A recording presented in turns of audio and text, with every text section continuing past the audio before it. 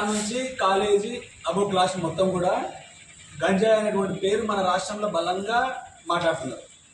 Government కూడా ఎట్టి పరిస్థితుల్లో కూడా గంజాయి తాగినా, అమ్మినా, పండించినా, ఉత్పత్తి చేసినా ఎట్టి పరిస్థితుల్లో కూడా వదిలిపెట్టద్దు అనేటువంటి ఉద్దేశంతోనే పనిచేస్తుంది. ఈ గంజాయి వల్ల ఎవరి జీవితాలు నాశనం అవుతాయి? మీ తల్లిదండ్రులవి, మీ కుటుంబాలు, మీ జీవితాలు నాశనం అయితే లేదా? చిన్న చిన్న పిల్లలు సిగరెట్లలో గంజాయి పెట్టుకొని సిగరెట్లు తాగుతున్నారు బయట. అవి గంజాయి అంటే మేము చదువుకుంటాడు అసలు పేరు కూడా తెలియదు మరి.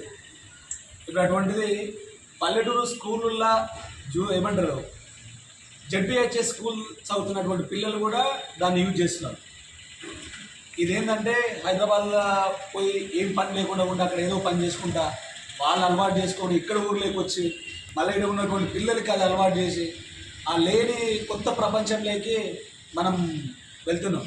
అది ఎంత ఖచ్చితంగా ఎవరైనా గంజాయి అమ్ముతున్నా, గంజాయి ఎవరైనా తాగుతున్నా మీ పేర్లు ఎవరు పేరు చెప్పం.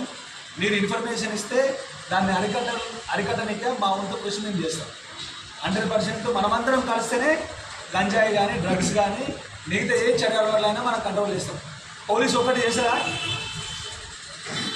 పోలీసు వాళ్ళు ఎంతమంది ఉంటారు మండలంలో? మహా అయితే మేము పనిచేసేటోళ్ళము రెగ్యులర్గా డే టైంలో పనిచేసేటోళ్ళు ఒక 5-6 మంది ఉంటారు. ఎన్ని ఊళ్ళు ఉంటాయి మన మండలంలో?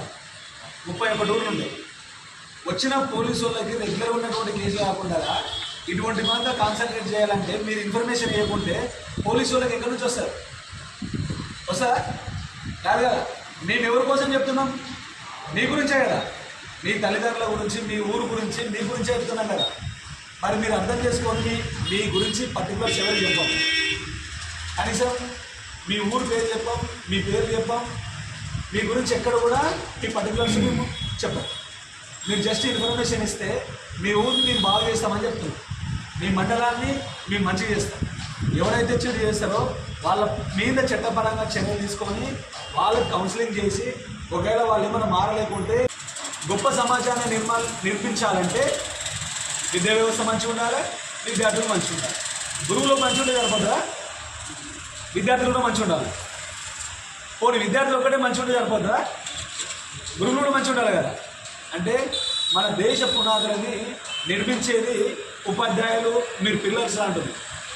అర్థమవుతుందా? మీరు మీ సార్ వాళ్ళు చెప్పేటువంటి పాఠాలు ఎంత అద్భుతంగా వింటారో మీ యొక్క ఏమంటారు ఇంటి నిర్మాణం లాగా, గుడి నిర్మాణం లాగా మీ భవిష్యత్తు కూడా అంతే అద్భుతంగా ఉంటుంది.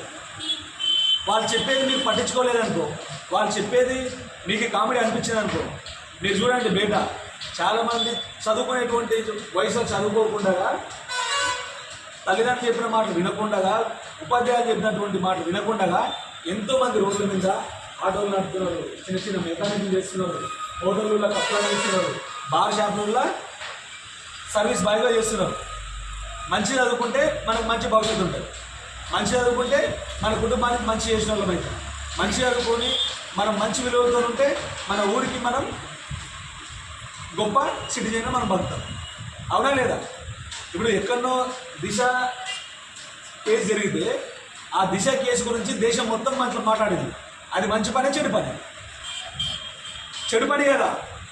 అంటే అంత ఘోరమైనటువంటి క్రైమ్ చేస్తే ఆ ఊరు గురించి, మన రాష్ట్రం గురించి ఎంత ఘోరంగా మాట్లాడుకుంటారు. అటువంటి జరగకుండా ఉండాలంటే మీ లోపల మంచి లక్షణాలు ఉన్నటువంటి విద్యార్థి బయట కావాలా. సమాజం నిర్మించేటువంటి భాగంగా మీరు గొప్ప వ్యక్తులై ఉండాలి. ఇప్పుడు బిలో 18 years ఉన్నటువంటి అమ్మాయిని మీరు మైనర్లైనా తీసుకొని పోతే మీరు ఖచ్చితంగా చేయలేరు. అర్థమైందా? లేదు సార్, అమ్మాయి బలంతరం పెడితేనే మేము వచ్చినాం సార్, మాకేం తెలియదు సార్ అంటే చట్టంలో అట్లా రాసలేరు. అర్థమైందా? అమ్మాయిది ఎవరు పట్టించుకోరు. అమ్మాయి వాళ్ళ పేరెంట్స్ ఏం చెప్తారో అదే చట్టం పరిగణలోకి తీసుకుంటారు. 18 years ఉన్న అమ్మాయి నువ్వు తీసుకొని పోతే కిడ్నాప్ కేసు అవుతుంది, నువ్వు మ్యారేజ్ చేసుకుంటే చైల్డ్ మ్యారేజ్ అవుతుంది, నువ్వు ఫర్దర్ ఇంకేమైనా చేస్తే రేప్ కేసులు అవుతాయి. కాబట్టి బిలో 18 years ఉన్నటువంటి అమ్మాయిని మీరు ఎవరైనా తీసుకొని పోయినా, లేదంటే అమ్మాయి చెప్తే మేము పోయినామని చెప్పినా కూడా చట్టంలో అది నేరమే. 18 సంవత్సరాల లోపల ఉన్నటువంటి అమ్మాయి ఎవరైనా మ్యారేజ్ చేసుకున్నా అది చట్టపరంగా నేరమే. కాబట్టి ఎవరు కూడా బాల్య వివాహాలు చేసుకుంటూ చట్టాన్ని కావిస్తే ఏం చేయలేదు. ఈ ఏజ్లో మీరు ఎవరైతే లవ్ అనుకుంటారో 100% ఫెయిల్ అవుతారు. మీరు మీ కాళ్ళ మీద నిలబడిన తర్వాత నిజంగా మీకు ఎవరైనా నచ్చితే మీకు ఏజ్ ఉండి మీ పేరెంట్స్ పంపించుకొని అందరి సమక్షంలో నువ్వు పెళ్లి చేసుకుంటే అప్పుడు నువ్వు సక్సెస్ అయినట్టు. అట్లా కాకుండా తల్లిదండ్రులు కాదని చెప్పి సమాజాన్ని కాదని చెప్పి మైనర్ని నువ్వు తీసుకొని పోతే జీవితం నాశనం అయిపోతుంది. మీరు ఎవరు అట్లా చేయొద్దని చెప్పి మనస్ఫూర్తిగా కోరుకుంటున్నా. చట్టానికి మీరందరూ కూడా కట్టుబడి చట్టాన్ని గౌరవించాలి. గౌరవిస్తారా? అట్లేం లేదు సార్, మేము మైనర్లమైనా మేము బైక్లు వేసుకొని పోయి తిరుగుతామంటే మైనర్లతో పాటు ఎవరైతే బండి ఓనర్ ఉంటారో వాళ్ళ మీద కూడా కేసు అవుతుంది.